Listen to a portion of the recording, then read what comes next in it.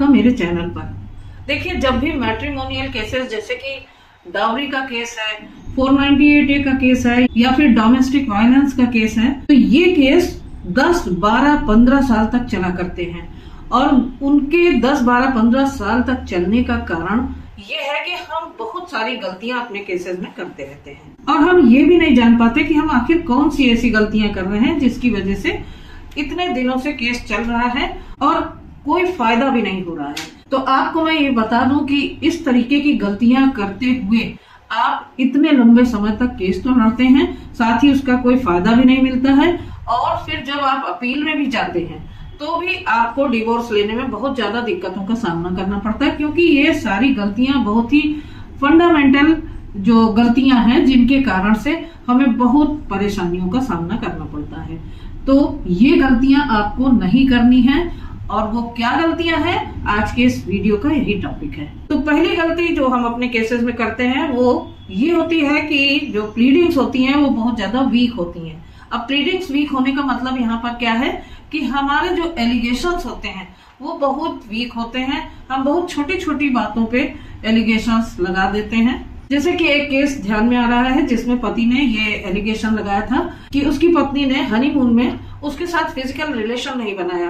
हालांकि उनको एक संतान भी हुई, लेकिन ये एक बहुत ही मामूली सी बात है, एक बहुत छोटा सा एलिगेशन है जो कि क्रूएल्टी के दायरे में आता ही नहीं है। और यहाँ पति का कहना था कि पत्नी ने फिजिकल रिलेशंस ना बना के मेरे साथ क्रूएलिटी की है। तो इस तरीके के छोटे मोटे रोजमर्रा के डे बाय डे जो चलने वाली एक्टिविटीज हैं, अगर उनको लेके हम एलिगेशन लगा रहे हैं तो वो कानून में, लॉ में क्रूएलिटी के दायरे में आते ही नहीं है। अगर आप अपनी पिटीशन में ढंग से पूरा डिटेल्ड वे में आप एलिगेशन जो कि स्पेसिफिक एलिगेशंस हैं जो क्रूएलिटी के दायरे में आते हैं उनका पूरा डिस्क्रिप्शन लिखते हैं, कब हुआ, कैसे हुआ, किस वक्त किसने क्या कहा, कौन सी डेट थी, कौन सा टाइम था, और जितना डीपली अपनी सिचुएशन को आप डिस्क्राइब करेंगे उतना ज्यादा आपको इसका फायदा मिलेगा और उतना ही आपके लिए बेहतर होगा और आपको डिवोर्स मिलने के चांसेस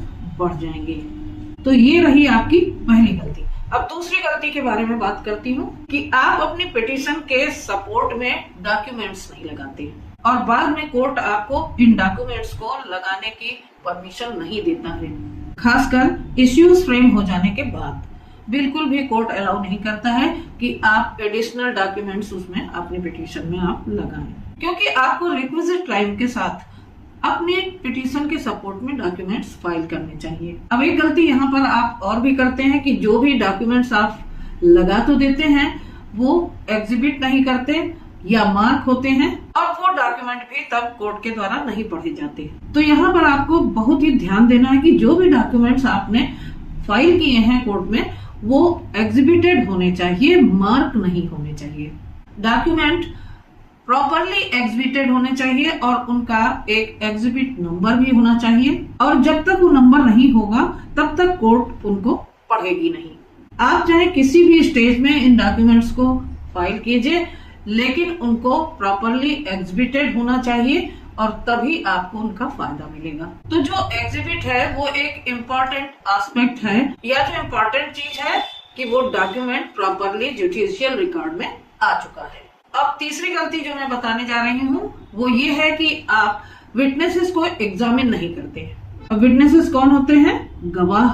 जैसे कि आप बताते हैं कि आपके माँ बाप के साथ बदतमीजी की गई है, लेकिन आप माँ बाप को एग्जामिन ही नहीं करते, या फिर आपके किसी रिश्तेदार के सामने वाइफ ने ऐसी बात बोल दी है जो क्रूएलिटी के दायरे में आती है, तो आप उसको भी अपने रिश्तेदार को एग्जामिन नहीं करते।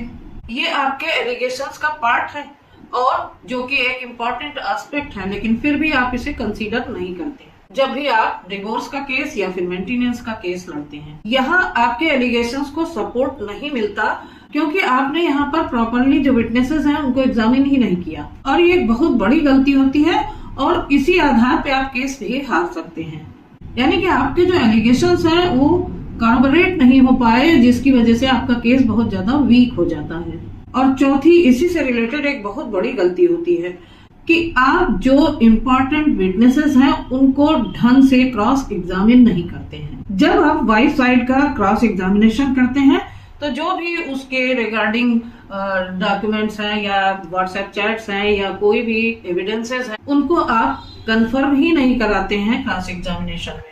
तो देखिए, क्रॉस एग्जामिनेशन के थ्रू आप वो चीजें नहीं निकाल पाते कि जिनसे आपके फेवर में आपका केस आए, और इस तरीके से कोर्ट में वो बातें एकदम क्लियर नहीं हो पाती हैं, प्रूव नहीं हो पाती हैं। तो डिवोर्स के केस में ये बहुत बड़ी गलती होती है। आप अपने क्रॉस एग्जामिनेशन को बहुत स्ट्रांग रखिए, नहीं तो आपके फेवर में केस नहीं आएगा।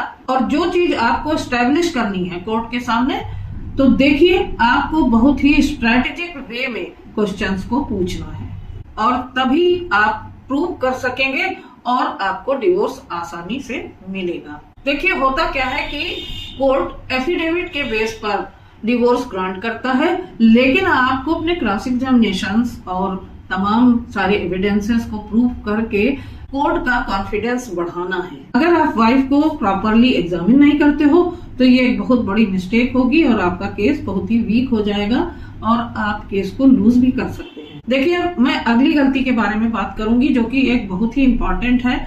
अपने केस को प्रूव करने के लिए, अपने केस को मजबूत करने के लिए आपके पास तमाम सारे एविडेंसेस होते हैं, इलेक्ट्रॉनिक एविडेंसेस होते हैं जिनको आप प्रोड्यूस करते हैं, तो उसके साथ रिक्विजिट सर्टिफिकेट नहीं लगाते हैं जिसे हम 65B of Indian evidence act कहते हैं। और अब सेक्शन 63 भी आ गया है। और जब आप एविडेंस एफिडेविट के साथ ये सर्टिफिकेट नहीं लगाते हैं तो आपका ये digital evidence taken of the record हो जाता है, जो कि आपका जो एविडेंस इकट्ठा करना और आपका एविडेंस प्रोड्यूस करना सब कुछ बेकार चला जाता है। और ये ऐसी गलतियां हैं जिनकी वजह से केसेस 10 साल, 12 साल, 15 साल तक चलते रहते हैं। तो इन गलतियों को अवॉइड कीजिए। तो आशा करती हूँ कि आज आपको वो बहुत इम्पोर्टेंट गलतियां पता चल गई होंगी जिनकी वजह से केसेस इतने लंबे खिंच जाया करते हैं और आपको सालों साल कोर्ट के चक्कर लगाने पड़ते हैं। और अगर आपका केस चल रहा है और उसमें भी इसी तरीके की कोई गलती हो रही है तो आज के इस वीडियो से आपको ये अच्छी तरीके से पता चल जाएगा कि आप क्या गलती कर रहे हैं। मुझे कमेंट करके जरूर बताइएगा और वीडियो को ज्यादा से ज्यादा शेयर कीजिएगा ताकि और लोगों को भी इसका फायदा मिल सके। तो आशा करती हूँ कि इस वीडियो के माध्यम से आपको पता चल गया होगा कि मैट्रिमोनियल केसेस के दौरान आप कौन कौन सी गलतियां करते हैं जो आपको अब नहीं करनी है। इनकेस अगर अभी तक मेरे चैनल को आपने सब्सक्राइब ना किया हो तो प्लीज सब्सक्राइब कर लीजिए।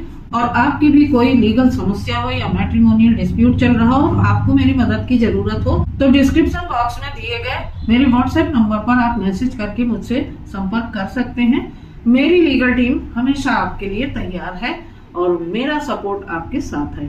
तो बने रहिएगा मेरे चैनल पर इसी तरीके की इम्पोर्टेंट लीगल इंफॉर्मेशन के लिए। तो फिर मिलती हूँ अगले वीडियो में एक नई इंफॉर्मेशन के साथ, एक नए टॉपिक के साथ। तब तक के लिए अपना ख्याल रखिएगा। आप सभी को नमस्कार।